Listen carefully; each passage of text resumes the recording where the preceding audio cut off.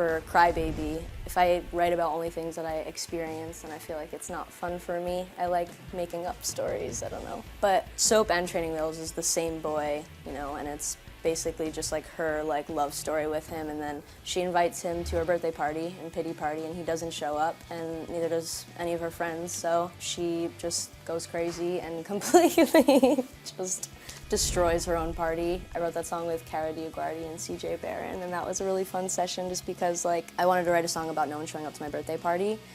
And we were listening to music from the 60s and the 50s and stuff. We thought that It's My Party was just literally the perfect, it could not get any more perfect than that. And then after that is Taggart.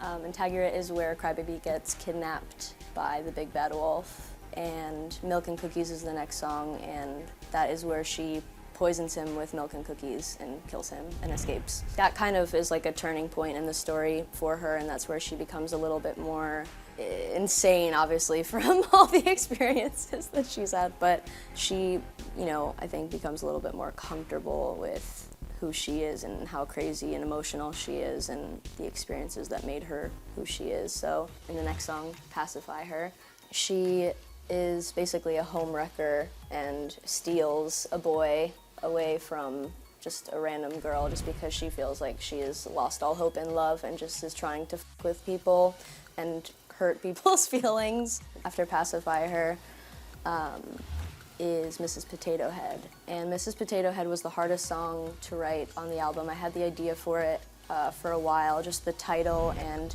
the kind of comparison to how you can, change the pieces on a Mrs. Potato Head face and how that can double as a meaning for, changing how you look. I think it was the hardest song to write just because I didn't want it to come off like I was, bashing people who get plastic surgery in any way, because that wasn't the point. The whole point was changing how you look isn't gonna fix your insecurities, that comes from a way deeper place. So I just wanted to write a song really that would remind myself and others that, we're beautiful the way that we naturally are.